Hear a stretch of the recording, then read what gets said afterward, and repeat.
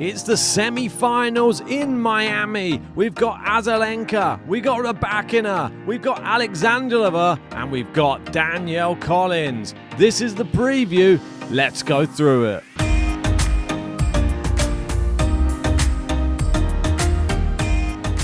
And these are the matchups. We have Rybakina versus Azarenka on one side, and we have Alexandrova versus Collins on the other.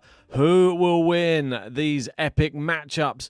We will go through how they got there, and we'll start with the former three-time champion, Victoria Azarenka, as she defeated Yulia Putintseva. It was 7-6, 1-6, 6-3 to reach the semi-finals in Miami for a fifth time. That's right. 26th WTA 1000 semi-final and first since Indian Wells 2021. Doing really, really great stuff. And like they're saying here as well, this is longevity. And I saw some tweets being put out about Azarenka just saying this just goes to show the level of the women's game, that somebody of such a consistent performer like her can go for such a long time without even winning a tournament as well. So, and she's just up there. One of the great players. Obviously, since having a child, she's made a comeback back to the top of the sport again, and now she's really challenging in Masters events again.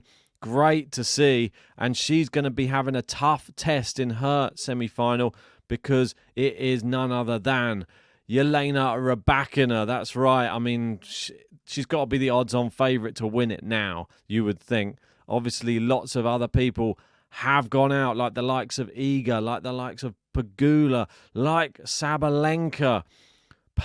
Will Rybakina reign supreme? She got defeated in the final last year, and she really had a great match against Sakkari in this quarterfinal. It was a great way to serve out the match. 4 unreturned serves, 2 aces. She hit 10 aces. Also leads the tour with most aces for the season. When her serve is on, it's the most effective shot in women's tennis. She makes it look easy. Couldn't agree more in that regard. Also, Elena Rybakina, WTA 1000 events since Indian Wells last year. She's had 10 appearances and 7 semi-finals. So she is becoming quite the consistent player on the women's tour. And we're coming into clay court swing soon. We know she did well at Rome last year, and then the grass court, and that's where she really thrives too. On to the other semi-final.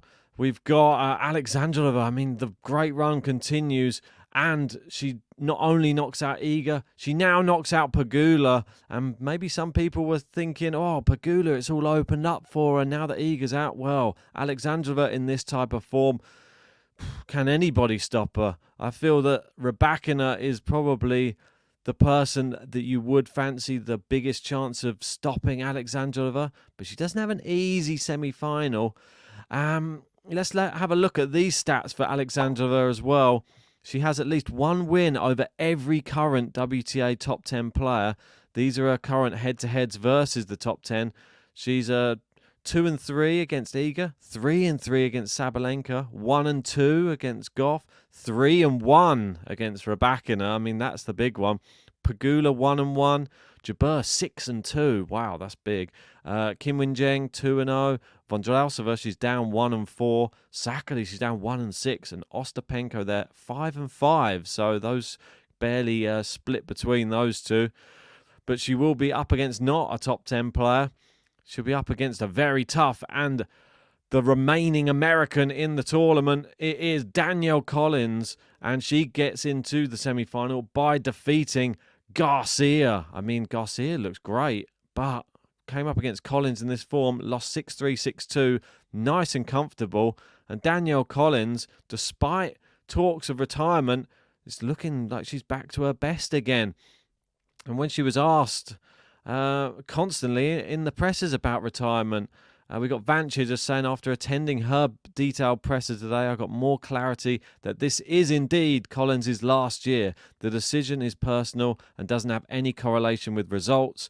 She also said the day-to-day grind is tiring and very time-consuming. She's ready for the next phase, and boy, has she earned it. I feel that this would be a fantastic tournament for her to go on and potentially win in America. And, well, she'd look back on this as a great final year should it happen. Let's have a quick look at the head-to-heads before we go into predictions. Azarenka Rybakina, 3-love in the head-to-head in favour of Rybakina. But we are sort of at the home of Azarenka. She's a 3-time champion. Is that going to affect the way this match goes? I think it'll affect it. I think that she'll get a set. But I think Rybakina will win this one in 3. And to the other semi-final, we have Alexandrova versus Collins. This is really tough. I mean, I'm not really sure.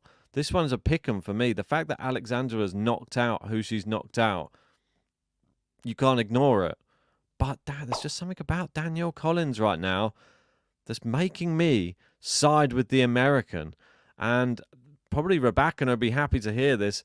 I'm going to go for Danielle Collins to win in straight sets as well. I think she's going to do it, and I think she's going to just take the match with the crowd on her side, flying the American flag, and she goes through to the final to meet Rybakina. But those are my predictions. Tell me yours in the comments section below. Do you agree with me, or do you have a completely different final? Anyway, hit that like button, subscribe, and join us for the semi-finals. The heat is on.